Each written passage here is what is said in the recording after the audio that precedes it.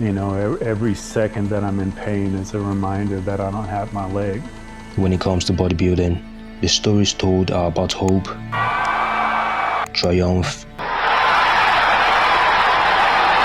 and liberation. I had no idea that I would be standing on this stage one day, winning the Mr. Olympia, let alone, you know, being 7-time champion. And bodybuilding initially made me have to look at who I am as an individual. It's allowed me to live and prosper very, very well. Bodybuilding taught me how to be strong mentally, physically, and emotionally through all life's challenges. But this video is quite the opposite. It's dark, tragic, and disturbing. Apparently, Naser contracted malaria in Egypt, and they're saying as a result of that and pre-existing liver conditions or pre-existing liver damage that he succumbed to death. At the time we thought he had COVID. Actually that was his first heart attack that he ever had. And then like a few weeks later he had a severe heart attack that led him to the hospital. You know, part of me is still hoping this is bullshit, but I've read that Sean Ray confirmed it, Derek Farnsworth's confirmed it, Wikipedia's confirmed it. When we think about bodybuilding, what comes to mind is definitely not this. Oh my. Your top 10 here tonight. So without further ado, let's go down to the judges. Sandy. Andrea. How you feeling? Like I am living my dream. And it's amazing. It's amazing. I mean, it's someone just asked me, does it get boring? No. No. Winning never gets boring. Never. Are you crazy? No way. It gets more and more exciting every year. Very rarely are females talked about, and unfortunately the story of Deniserowski doesn't have an happy ending. Unlike everyone, Denise had a dream to be a bodybuilder. I was a gymnast when I was 7, 8, 9. I'd say 7 to 11, I was a gymnast. And then after a gymnast, I ran track. And then after track, I was on the swim team. So I was basically, you know, really athletic. I jumped from one thing. You know how kids are. They jump from one thing, they get bored of one, go to another. I was always athletic. And then, you know, I was the cheerleader and the baton twirler.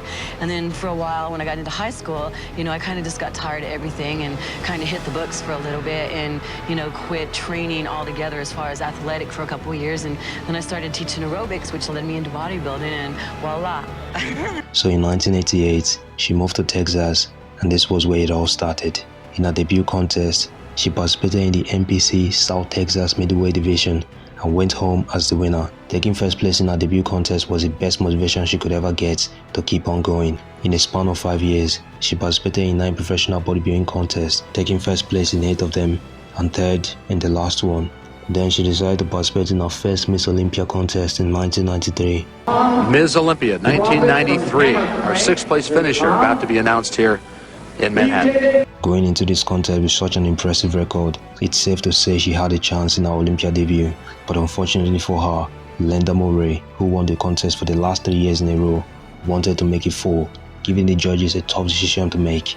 We'll present the 2nd place check of $20,000 to the runner-up, Deniserowski. There you go. So Linda Murray, once, twice, 3 times, and now 4 times a champion.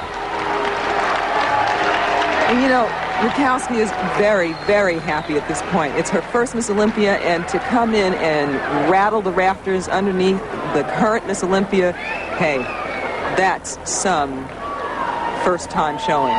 Taking 2nd place was good since it was her debut contest, but for Denise, she wasn't impressed.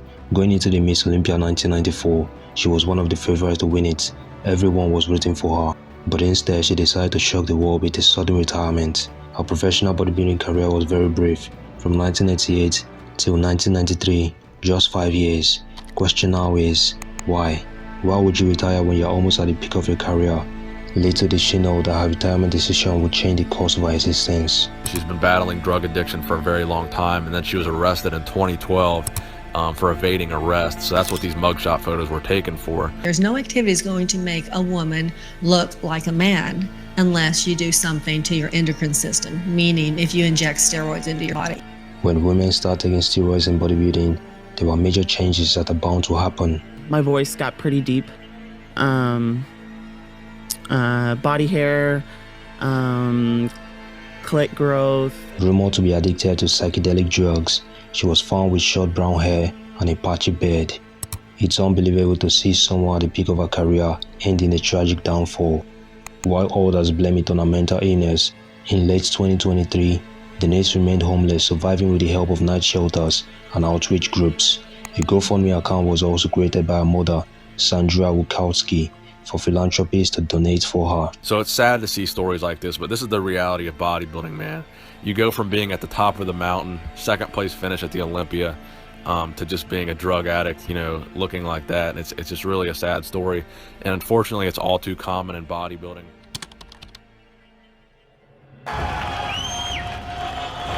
The 1997 Mr. Olympia was one of the most controversial Olympia in bodybuilding history because of one man, Naser Ali. Coming into the contest, there was only one favorite to win it, five-time Mr. Olympia champion Dorian Yates. The Englishman, widely known for his high-intensity training, top-level conditioning, and his wide take back, dominating the contest for the last 5 years. But due to chronic acute injuries, including torn bicep and triceps, just 3 weeks prior to the final contest, there was now room for another favorite, and there comes Naser Ali. Born in 1965 in Stuttgart, Germany, by an Egyptian father and Yugoslavian mother, he graduated from the University of Augsburg with a degree in history, political science, and sociology, and was nicknamed the Professor because of his fluency in 7 different languages. Sumbati was known for 2 main things: posing and training while wearing his trademark round spectacles, and definitely his shoulder development. I'm happy that I have tonight 3 assistants. Actually, first of all, Guillermo, my friend who was taping me all the last couple of sessions. And I watched Naser guest pose, and I couldn't believe how big he was, number one, and number two, how big he was that far out from the show, and like it seemed like he was holding a lot of water. I remember the next day I went to Gold's to do a photo shoot in Venice. How do you expect Mr. Cutler's training philosophies versus yours? I think he's a good bodybuilder, and but he has to prove it to me that he can keep up with me.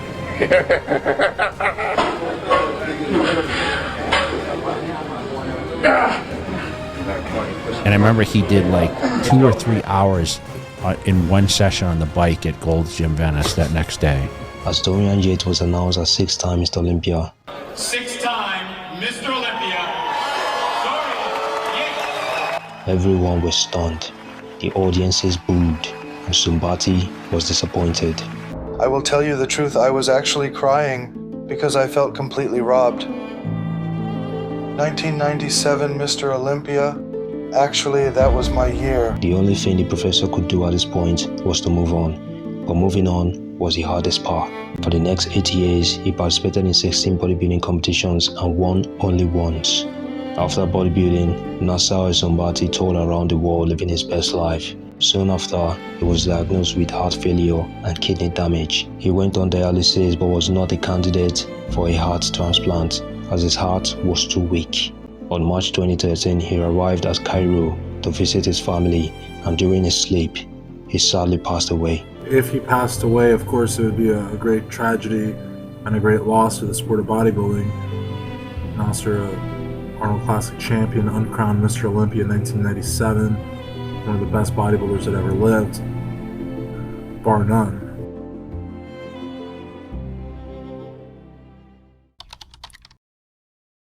Making history because the champ just got taken out by Sean Rhoden, who I can now call Mr. Olympia.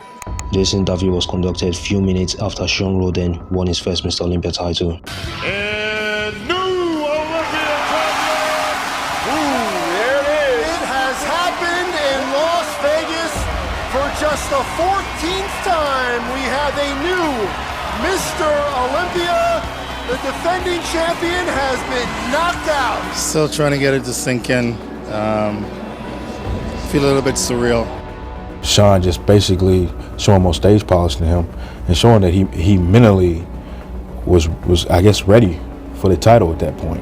Chris Aceta told me, Sean, just put your blinkers on and stay in your own lane. Send me pictures every day and we will deliver something that yet to be seen. And everybody kind of laugh when I say that, because they're like, we've seen you so many times. And when I told people it's going to win the Olympia this year, a lot of people kind of laughed at me because I looked like I was about to be retired. At the time of this win, Rhoden was 43 years old, making him the oldest Mr. Olympia title holder. But little did they know that in the next 3 years, something terrible was about to happen to him.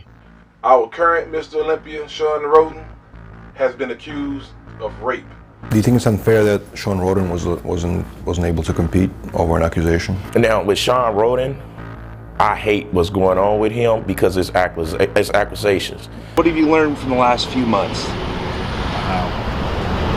It's a process. Okay, y'all didn't let him compete. That's cool. Y'all took his pro card. You kicking him while he's down. You see what I'm saying? Because now nobody is lending an olive branch for Shawn Rhoden. Nobody is speaking in his defense because they scared. Are you confident in your legal team and everything? Yes, sir. But in all reality, let the courts decide. Let the courts say, in the jury say this man is guilty or not guilty. So as of today, Shawn Rhoden went back to Salt Lake City, Utah. He has pled not guilty to the charges. And I know it's not a good look for the sport, but at the same time, you're telling me that a person could say anything about me and I'm automatically kicked to the curb. A few years later, he got divorced. His life was suddenly on a downward spiral, and a few months later, he had a heart attack. The doctor told us, it's most likely his heart, his heart stopped, working, and they're trying to reanimate him. They're trying to, electrocute him. They tried. I think they gave him also like injections of, I think adrenaline or something. They tried a few things, but he was gone for so long that they said even if at that time he would have came back, he might have some sequels like from the lack of oxygen to his brain for so long. So they had to stop trying, and he was not responding anyway. So in the early 90s, when we talk about bodybuilding, there is no way you won't hear this name. The great Flex Wheeler! Best known for being arrogant and overconfident. But Flex Wheeler during that time was a human specimen. Like, he was the LeBron James of bodybuilding. You looked at his physique and you're like, probably Flex had more natural talent than me. But his road to fame wasn't a smooth journey. There were literally bumps at each step of the way. Definitely, as I said, when I was bullied horribly when I was younger. Different blocks just start, beefing, and it didn't matter if you were kinfolks or not, if you lived on the wrong block. So it was just. Like I said, I really got into bodybuilding because I was just incredibly skinny. And back in my days, it was like when the Britannium shirts came out, the 501s, you had the matching belt. So it was our way of getting girls, so we just trained our upper body to be able to, look presentable to. Regardless of the ups and downs, it laid the blueprint for me to be who I am now. So, I always say you got to take the good, the bad, the ugly. You can't change anything because you change one of the aspects of that, then it changes you as a person. From a disturbing childhood to being a police officer for a short time before going full-time into bodybuilding. Let's welcome on Kenny Flex Wheeler. And speaking of first, Flex Wheeler on the stage now. Won his first professional title, Mr. Ironman competition just a week ago. Flex is 27 years old, from Los Angeles, a karate expert and the father of two. In 1999, Flex Wheeler discovered he had a kidney disease. Soon after, he decided to retire, and a few years later, his kidney transplant was successful. I had a kidney transplant. I had this rare disease called FSGS where I lost my kidney, and it ended my career in bodybuilding. But in 2019, his world suddenly became dark. This is the first surgery where, they'll take something in my leg and change my life forever. And honestly, I don't know what that's going to feel like. I'm pretty mentally prepared for everything right now. But I think the biggest challenge for me is going to be when I when I wake up and I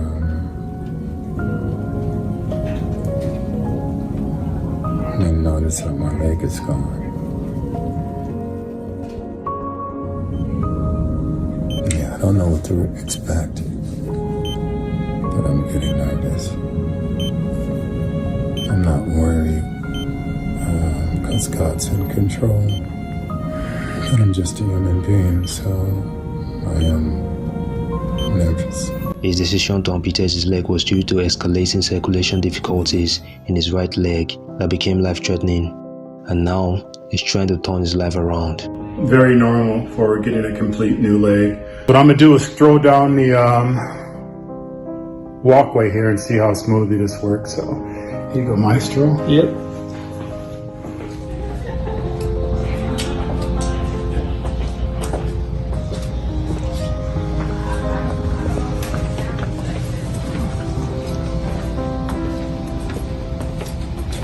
Yeah, it's just a little different, so it's going to take me a while to get used to this complete one, but I think it's Saturday the 29th, about 3:42. Just finished trying to get a little workout in. It's actually been pretty rough this week, dealing with just pain and neuropathy and everything. But actually I was able to get in the gym today, so that's a good thing. You know, it's a process. You know, it's been right around 2 years since all this has happened, and you know, 2 years versus 65 years of being like this, almost 66 years of being like that. You know, it's just going to take some time to get used to it. So